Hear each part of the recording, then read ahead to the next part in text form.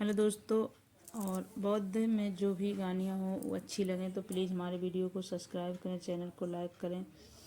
और जो भी अच्छी लगे कहानी तो प्लीज़ कमेंट बॉक्स में ज़रूर बताएं। चलिए हम शुरू करते हैं। प्राचीन काल में की बात है। मगध देश का जनता में आतंक छाया हुआ था। अंधेरा होते ही लोग घरों के बाहर निकलने की हिम्मत नहीं जुटा पाते थे। कारण था अंगुलीमाल के 100 लोगों की हत्या करने का प्रण लिया था। वह 99 लोगों को मार चुका था। अब एक ही बचा था। उसका प्रण पूरा होने की इसी वजह से पूरे गांव में आतंक फैला हुआ था। अंगुलीमाल एक खूंखार डाकू था जो मगध देश के जंगल में रहता था। जो भी जहांगीर उस जंगल में गुजरता था वह उसे रास्ते में लूट लेता था और उसे मारकर उसकी उंगली काटकर माला के रूप में अपने गले में पहन लेता था। कारण लोग उसे उंगली माल कहते थे। गौतम बुद्ध वैशाली नगर से प्रवेश कर रहे थे। लोगों को उनके रोका। बौद्ध को लोगों को बताया कि वैशाली के बाहर जंगल में अंगुलीमाल नाम का एक पिसा जैसा लुटेरा रहता है और वो लोगों को लूटता है, मार देता है, फिर उसके हाथों में अंगुलियां काटकर उसकी माला बनाकर पहन लेता है। ऐसे खतरनाक इंसान के सामने जाने से अच्छा है आज रात यहीं रुक जाओ। गौतम बुद्ध ने कहा कि मैंने एक बार प्रवेश करने का मन बना लिया है तो मैं पीछे नहीं हट सकता, मुझे जाना ही होगा। लोगों ने बहुत रोका, सुरक्षा के लिए साथ चलने को भी वहाँ, लेकिन बुद्ध अकेले निकल पड़े थे। बुद्ध जंगल में जाने को तैयार हो गए तो गांव वालों ने उन्हें बहुत रोका, क्योंकि जानते थे कि अंगुलीमाल के सामने से बच पाना मुश्किल है, नहीं असंभव है। फिर भी लेकिन बुद्ध अत्यंत शांत भाव से जंगल में चले जा रहे थे।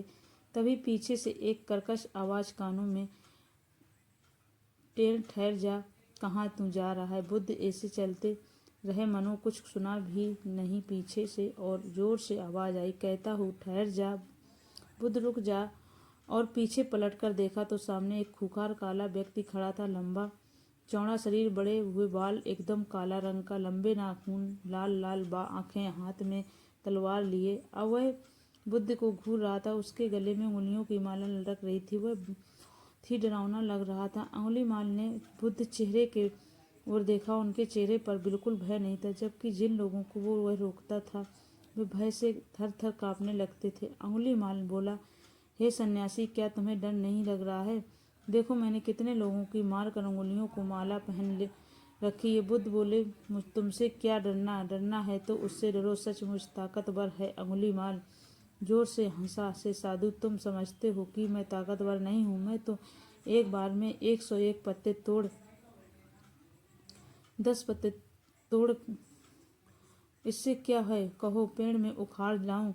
महात्मा बुद्ध ने कहा, नहीं, पेड़ उखाड़ने की जरूरत नहीं है। यदि तुम वास्तव में ताकतवर हो तो जाओ इन पत्तियों को पेड़ के। जोर से अंगुलीमाल को क्रोधित हो गया और बोला, भला न कहीं टूटे हुए पत्ते जुड़ सकते हैं? महात्मा बुद्ध ने कहा, तुम जिस चीज को जोड़ नहीं सकते तो उसे तोड़ने का अधिकार तुम्हें किसने दिया? वह आदमी का सिर जोड़ नहीं सकते तो काटने का क्यों बहादुरी है? अंगुलीमाल अवाक रह गया और वह महात्मा बुद्ध की बातों को सुनता रह गया। अनजानी शक्ति से उनके हृदय में बदल दिया। उसे लगा कि सचमुच उसने ताकतवर कोई है। उसे आत्मग्लानि होने लगी और महात्मा बुद्ध के चरणों में गिर पड़ा और बोला, हे महात्मा, मुझे क्षमा कर दीजिए, मैं भटक गया था, आप मुझे शरण में ले लीजिए। भगवान बुद्ध ने उसे अपनी शरण में ले लिया और अपना शिष्य बना लिया।